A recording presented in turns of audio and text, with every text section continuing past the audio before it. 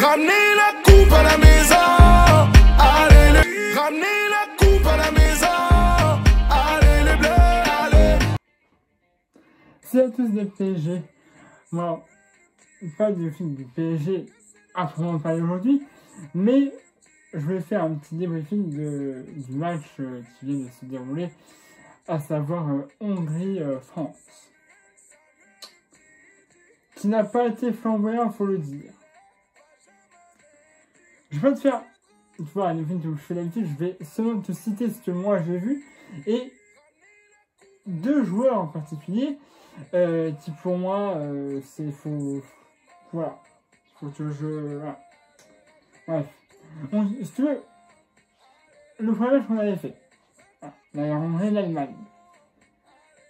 On avait gagné, chanceusement, puisqu'on avait. C'était pas un de nos joueurs qui met un but, si tu veux, c'était UMS qui met un but pour son joueur. Bon. Après, je me suis dit, ça va peut-être entraîner un deuxième but. On n'a pas eu ce deuxième but, on a fini sur 1-0, mais c'était pas un joueur de France qui avait marqué le but. Mais ça nous donnait quand même les 3 points. Et un petit finchut par la suite. Et donc là, on a l'Hongrie. L'Hongrie, frère. Là, notre groupe, en général, la France, il est composé de très bonnes équipes. Hein. Quand j'ai vu le groupe, je vois Portugal, Allemagne, Hongrie. Alors je me dis, Portugal, Allemagne, c'est eux les plus gros morceaux. Les Hongrie sont passés par la suite par un barrage. Alors, l'Allemagne et Portugal, c'est pas un tableau hein, non plus, hein, mais voilà, l'Allemagne, ancien champion du monde, hein, c'est eux qui ont pris leur place dans les 4 ans à suivre. Et puis, bah, le Portugal, champion d'Europe en titre, finale volée, je le rappelle. Alors, on a un peu sur pire, hein, la Belgique par exemple, qui personnellement, je vois la Belgique arriver en finale cette année, hein, vu les histoires qu'il nous faut et comment elle joue, je la vois, mais comme de l'eau de roche en finale. Arrête, peut-être que je me trompe, Et personnellement, moi, cette année, je vois la Belgique en finale, même si j'aimerais que la France aille en finale. Je vois un petit peu la Belgique aller en finale cette année et pourrait même pas remporter le trophée. Et en passant. Donc là, la Hongrie, frère. C'est pas la meilleure équipe du groupe, hein, faut l'avouer. C'est vient de passer par un barrage, donc ça veut dire qu'elle n'a pas gagné non plus tous ses matchs, qu'il a fallu quand même aller chercher des points à l'arrache et puis gagner des barrages. Donc ça veut dire que normalement, c'est une équipe qui est pas trop compliquée à battre. Et la Portugal avait eu beaucoup de mal, ils avaient gagné dans les 5 dernières minutes, hein. 3-0. Mais là, déjà, le premier but qu'on se prend en première période, c'est une faute de Varane et de Pavard. Voilà, je vous souviens, les joueurs, c'est comme les pouces de Shrek, la Fiona, voilà, c'est dans le genre. Bref, alors moi déjà, c'est le premier but, donc. Varane et Pavard, fautifs, mais surtout Varane. Ah, surtout Varane, frère. Moi, depuis la fin de la Coupe du Monde 2018, Varane, pour moi, n'a plus sa place en équipe de France. Que ce soit au Real ou en équipe de France. Moi, c'est ça, moi, je le vois fantomatique. Il est fantomatique, Varane. Peut-être que vous avez une autre opinion de moi que moi sur Varane. Mais moi, voilà, je trouve pas que c'est un joueur de chasse mondiale, déjà dans le premier temps. Effectivement, il nous sortait de grosses performances. Ah, maintenant, on le jouait. En 2018. Ça, c'est autre chose. Mais actuellement, là, tu vois, dans les dernières années, que ce soit au Real ou en équipe de France, Varane, je l'ai pas vu beaucoup. Donc voilà, déjà c'est un des joueurs que je sais pas ce qu'il fait sur le terrain. Parfois il peut nous sortir des grosses prestations. Éventuellement il achète le ballon. Mais on va dire offensivement et défensivement à l'équipe de France, je pense qu'il apporte. Alors, enfin un autre joueur. Alors là, je sens Vous allez tous me gifler. Alors, vous allez m'insulter, je le sais. Je le vois, vous allez m'insulter sur le joueur que je vais dire. Mais il faut s'en aller l'évidence. Benzema. Là, vous êtes en train de dire t'es un enculé des PSG, ouais, t'aimes pas Benzema. Certes, oui, je l'aime pas. Mais, après,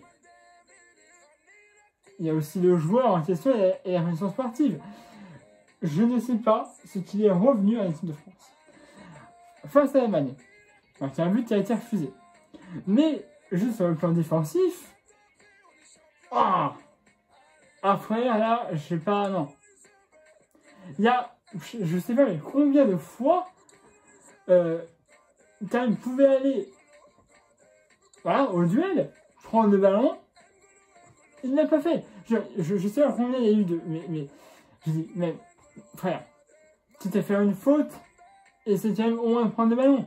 Et puis, je veux dire, t'es quand même un joueur, certes, un attaquant, donc, tu fais pas beaucoup de tâches, mais avec l'expérience qu'il a accumulée pendant toutes ces années, et compte de l'âge qu'il a, ça a dû quand même lui permettre d'acquérir des choses. Donc, un joueur de sa trempe doit savoir faire des tâches sans faire une énorme faute. Je sais pas.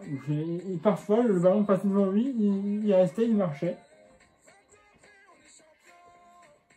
Alors que Griezmann et Mbappé, ils allaient au duel, ils étaient directement. Alors Benzema, alors lui, oh, non frère, là moi je reste en arrière, je suis revenu, c'est tout ce que je demandais, après je m'en fous. En gros, c'est ça que j'ai vu. Là, aujourd'hui, il rate lamentable, hein, la frappe qu'il fait, je pense que la moitié des joueurs l'auraient mis. T'as le but, il est là, devant toi, t'as le gardien qui, voilà, qui bouge pas trop, il frappe, puis là, il fout le moins de la météorité, alors qu'il était à 3-4 mètres du but. Là, frère, il faudra m'expliquer ce que t'as foutu, hein. Parce que je vois tout le monde là, sur les réseaux qui arrivent, en disant oh, Benzema, notre dieu, le nain, le sphinx, le pharaon, le Hercule, et puis je t'en passe. Bah, franchement, moi, déjà, j'étais pas très loin sur l'équipe de France, mais alors là, Deschamps qui a dit ouais, je l'ai rappelé parce qu'on a une question et tout. En fait, je pense qu'il a rappelé juste une chose, c'est qu'on arrête de le faire chier. Clairement, parce qu'on l'a insulté, on l'a vanné, on l'a critiqué depuis longtemps. De dire Benzema il est où? Bah il n'est pas là, c'est tout. Je pense que tu as des yeux, tu sais lire. Hein. Il n'est pas là, c'est comme ça. Mais bon, on a dû le basaner matin, midi et soir en disant il nous faut Benzema en équipe de France, c'est une honte qu'il ne soit pas appelé, nanani, il est pas là, il est par-ci. Ouais, moi j'ai dit bon, allez, j'arrête de me casser les couilles, je l'appelle. Hein, moi je pense qu'il y a vraiment ça qui est arrivé, puisque franchement, j'ai une discussion. C'est pour ça qu'il va faire aller ou revenir un jour en équipe de France, personnellement. Là je pense que juste qu'il a dit, on me casse royalement les couilles à me dire à chaque fois qu'il y a un rassemblement, il est où Benzema, tiens, il est où, il est pas là, c'est qui, hein. Allez, hop, je l'appelle comme ça, on va aller me casser les couilles. Mais là actuellement, les gars, faut me dire. Alors là, qui vont me dire, t'as enculé, t'aimes pas les débats. Après, on a d'autres qui vont me dire, ouais, mais t'inquiète pas, il va marquer au Portugal. Après, il va nous marquer un but qui va nous qualifier pour la finale. Bref. Allez, bah, je l'attends toujours. Hein. J'attends toujours un but de Benzema qui soit valable. En fait, s'il a marqué face à la même, qui a été refusé pour un hors-jeu. Le hors-jeu imaginaire, évidemment, hein, mais un hors-jeu quand même. Non voilà, et puis bah, face à l'Hongrie, là, ça n'a pas été formé non plus. Soit défensivement ou offensivement. Heureusement, on égalise avec Antoine Griezmann. Heureusement. Tu n'es pas de Mbappé, normalement, si je ne me trompe pas. Donc, là, la seule chose qui reste à faire pour l'équipe de France, c'est de gagner. Donc, le Portugal, le 23 juin à 21h. Et là, ça va être autre chose. Parce que là, actuellement, tu vois, je fais le débriefing et 17h30. il y a Allemagne-Portugal dans quelques minutes. Donc, j'ai pas encore vu le match, mais si j'en crois à l'expérience des Portugais, ça va être compliqué. Il faudra avoir un match que peut-être que le Portugal peut pas face à l'Allemagne, c'est fort possible, parce que c'est un des matchs que je vais regarder avec une grande attention. Il m'intéresse ce match quand même. Hein. Parce que c'est dans le groupe, et puis c'est deux très bonnes nations qui s'affrontent.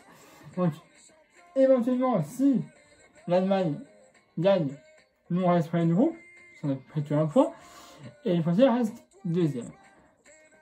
Je crois. Enfin bref, on sera premier du groupe. Mais bref, ça va. Mais même, à l'inverse, si l'Allemagne perd et que le Portugal gagne, c'est-à-dire que on revient deuxième, il va falloir passer premier. Donc ça veut dire gagner. On va au Portugal, le 23 juin à 21h. Obligatoirement. Pour espérer se qualifier pour le huitième de finale. Ok?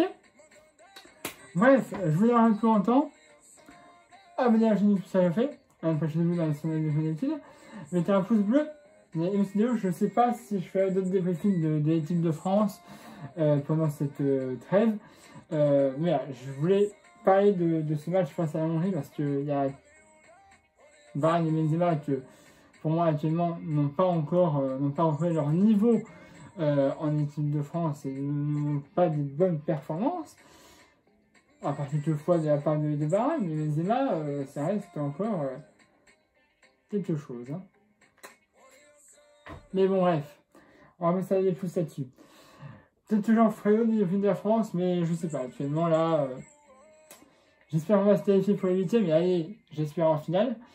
Mais ça me paraît compliqué pour l'instant. Voilà, vous n'en avez plus. Abonnez à la chaîne si ça déjà fait.